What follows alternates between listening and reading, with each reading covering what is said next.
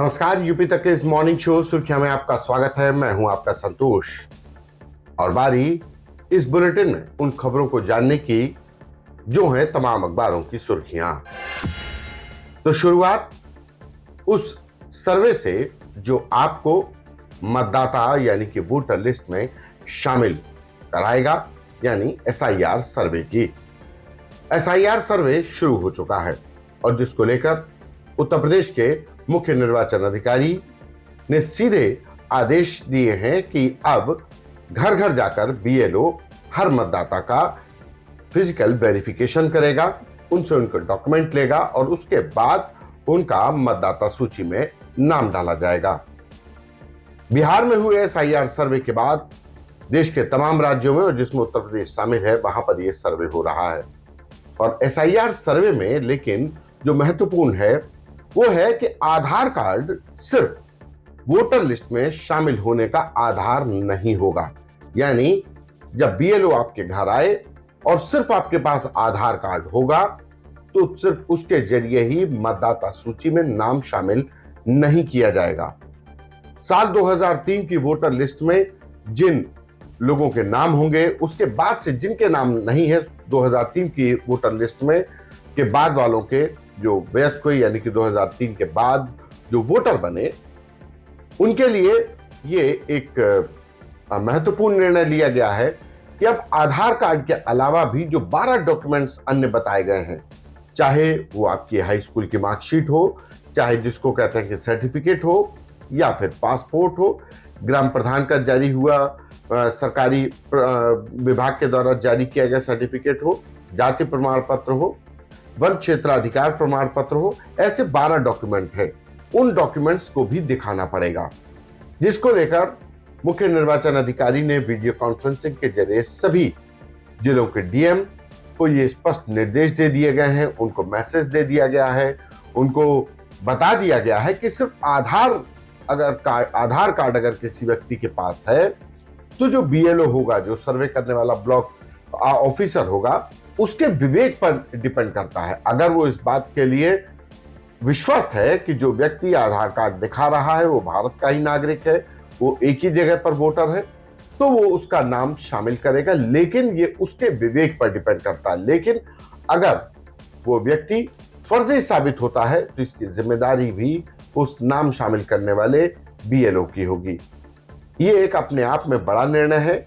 लिहाजा आधार कार्ड के अलावा भी जो डॉक्यूमेंट्स हैं, 12 डॉक्यूमेंट्स बताए गए हैं चुनाव आयोग के द्वारा, उनको भी बताना होगा, जिसमें पासपोर्ट, आधार कार्ड के साथ साथ हाई स्कूल इंटर के मार्कशीट, पैन कार्ड, ये तमाम डॉक्यूमेंट्स जो सरकार के द्वारा जारी किए जाते हैं वो महत्वपूर्ण होंगे, वो शामिल हैं। इसके बाद बात उत्तर प्रदेश की सियासत में दो बड़ी शख्सियतों की मुलाकात की और आजम खान के एक मामले में बरी हो रहे। जेल से रिहा होने के बाद आजम खान की अखिलेश यादव से दूसरी बार मुलाकात हुई। शुक्रवार को करीब 45 मिनट आजम खान और अखिलेश यादव की यह मुलाकात लखनऊ में अखिलेश यादव के घर पर हुई। दरअसल आजम खान अपने एक पुराने केस की सुनवाई के लिए लखनऊ आए थे और शुक्रवार को शाम को 5 बजे उस केस में निर्णय आना था। लिहाजा उस केस से पहले उन्होंने अपने पार्टी के अध्यक्ष अखिलेश यादव से मुलाकात की। सवाल भी पूछा गया आजम खान से कि क्या बातचीत हुई, तो उन्होंने कहा कि ना आप पूछेंगे ना मैं बताऊंगा ही नहीं कि हमारी क्या बातचीत थी। लेकिन जो जानकारी मिल पा रही है कि एसआईआर का सर्वे, बिहार विधानसभा और उसके बाद 2027 में कैसे पार्टी को उत्तर प्रदेश में मजबूती के साथ बीजेपी के खिलाफ लड़ना है, ये आजम खान और अखिलेश यादव के बीच हुई 45 मिनट की बातचीत का लबोलुआब था। आजम खान बाहर निकले तो उन्होंने बिहार में जंगल राज की बात कह दी। दरअसल आजम खान से सवाल किया गया कि आप तो स्टार कैंपेनर हैं पार्टी के और आप बिहार नहीं जा रहे हैं चुनाव प्रचार में, तो उन्होंने कहा कि जब बादशाह से लेकर वजीर तक किसी राज्य को जंगल राज की तुलना करते हो, वहां पर हर आदमी एक राज्य को जंगल राज का नाम दे रहा हो, और हाल ही में हुई एक आखिरी हत्या, हालांकि उन्होंने नाम नहीं लिया लेकिन उनका इशारा दुलार चंद यादव की हत्या की तरफ था कि जिस तरीके से दुलार चंद यादव की हत्या कर दी गई तो आजम खान ने कहा, क्या मैं अपना सर पटरी पर रखने चला जाऊं? यानी कि उनको भी एक तरीके से कहा कि वहां पर जब इतनी अराजकता है तो मैं अपनी जिंदगी को खतरे में क्यों डालूं। सवाल किया गया कि आपको तो सुरक्षा मिली है, तो उन्होंने कहा, कहां, कैसी सुरक्षा? मुझे तो कोई सुरक्षा नहीं मिली, मेरे पास तो कोई प्रपत्र नहीं जारी किया गया है, मुझे तो कोई सुरक्षा नहीं मिली।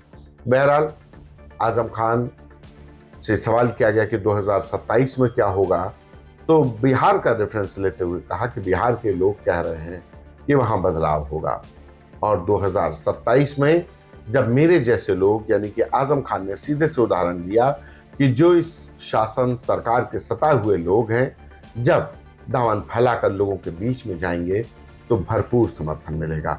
यानी 2027 के विधानसभा चुनाव में बीजेपी के खिलाफ में समाजवादी पार्टी नेता आजम खान और पूरी पार्टी को लगता है कि जो एंटी इनकम्बेंसी फैक्टर होगा वो बड़ा फैक्टर होगा। बहरहाल इस मुलाकात के बाद अगली खबर आतंक से जुड़ी हुई। दरअसल बीते सितंबर महीने में यूपी एटीएस ने सहारनपुर से एक शख्स को गिरफ्तार किया। नाम था बिलाल खान।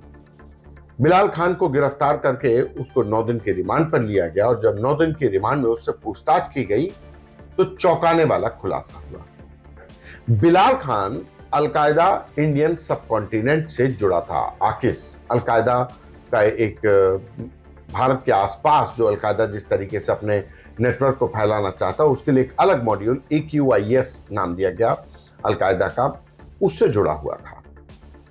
सबसे बड़ी बात कि बिलाल खान करीब 4000 से ज्यादा ऐसे नंबर मिले जो पाकिस्तान से उसकी बातचीत हो रही थी, उसके मोबाइल में तमाम डेटा मिला और बातचीत और पूछताछ में खुलासा हुआ कि वो Al Zawahiri, Osama bin Laden से बहुत प्रभावित था और भारत में एक बड़ी साजिश की कोशिश रच रहा था, प्लानिंग रच रहा था।